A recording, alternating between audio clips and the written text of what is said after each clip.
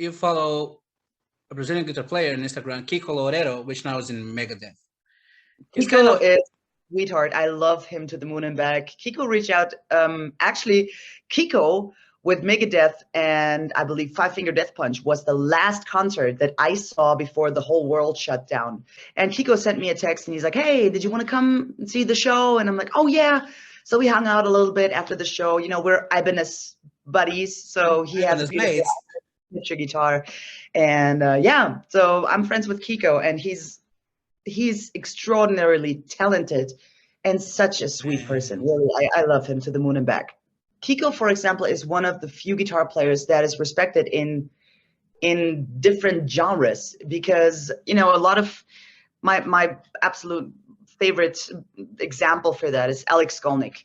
Alex is the reason why I got the gig with Evanescence, because he forwarded my name, and I've been friends with Alex forever, and he is a badass metal guitar player. At the same time, he's accepted in the jazz world because he has a Alex Skolnick trio.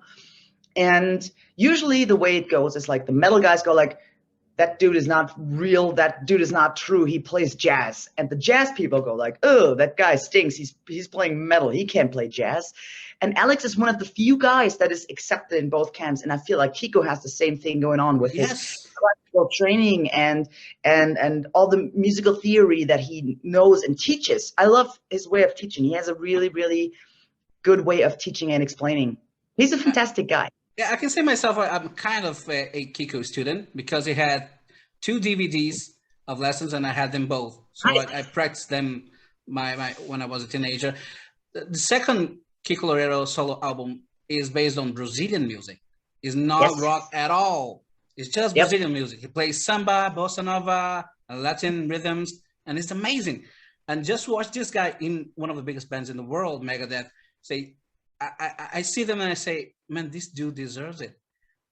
Since the 90s, he's kicking ass. He's also, you know, Kiko is human. He's humble. Yeah. And that is a big part of what makes you get to a stage like playing guitar in a band like Megadeth. You know, it's if you're an asshole and you suck and you won't make it. Just be humble, be normal. Stop trying to play a rock star with attitude. And, you know, and if you're thankful and grateful, and Kiko is, so am I, you know, good things happen in your life. That's great.